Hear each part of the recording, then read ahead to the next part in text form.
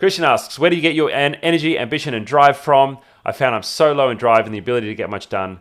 I was curious about your relationship to that. You have business and lifestyle success, which takes energy and attention. Wonderful question, Christian. Thank you so much for asking this. I've spent a lot of time on designing my lifestyle the way that I wanted it to look. And I happen to be someone who is both ambitious and also disciplined as well.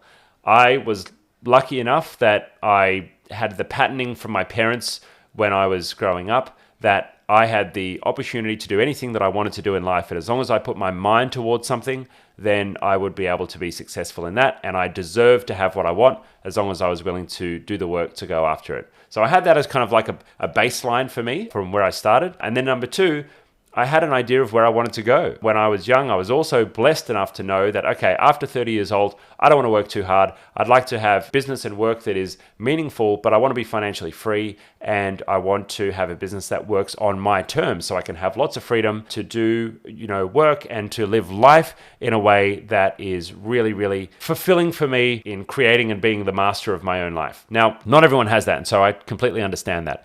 But the place to start, I think, is to, number one, give yourself permission to have the life that you want to have. And, I'm not a personal motivational speaker. There's plenty of resources for that for you to get to that place.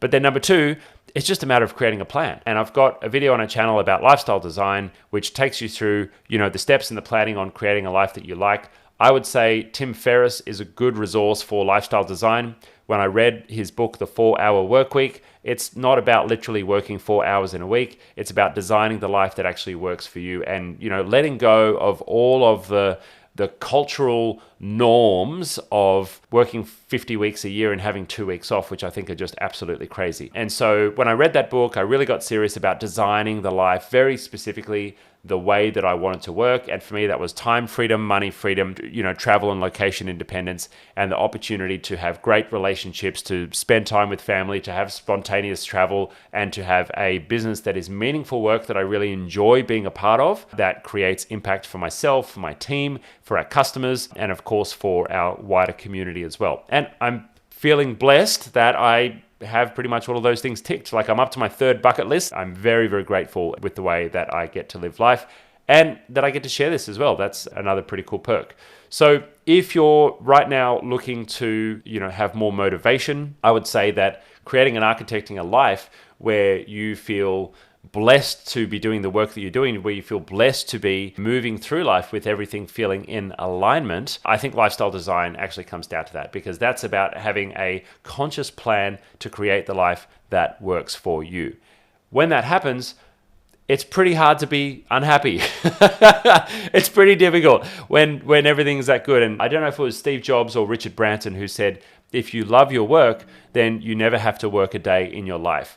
And, simplistically, that's harder than it sounds, because if you're a photographer and you start a photography business, you're going to have to do, the hard slog of actually building a business, and you'll probably then lose the love of photography, and you'll become separated from actually doing photography because all of a sudden you're leading a business instead of snapping photos. And, there is a hard road to actually not working a day in your life. But the reality is, for myself, I really enjoy helping people. And when I started my business, it was literally helping people remove viruses from their computers. It was helping business owners to, fix their IT systems. And I mean, it wasn't Google Drive back then, but helping them to organize their computer file systems. And that's the stuff that I enjoyed doing.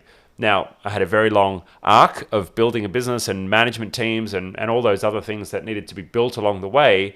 And I've now come full circle, which I think most business owners will get the opportunity to do if you build a successful business, where I'm back helping business owners again, which is doing what I love. My primary job right now is to present on our channel, and that is helping business owners, which I love doing. And that to me brings the personal fulfillment. Even though it doesn't look exactly like it did in the past, I am pretty thankful that I don't feel like I'm doing work anymore. It feels pretty good. If you like this content, please hit subscribe and hit the bell notification so you can be notified when we go live or drop new content on the channel. Now, if you'd like to connect with us, hit us up on social media or join our free community group. All the links to that are right below this video. If you'd like to learn more about Google Workspace and the technology ecosystem, you can join our free Genius Academy by transferring your billing across to itGenius. Or you can join a Workspace Basics Bootcamp.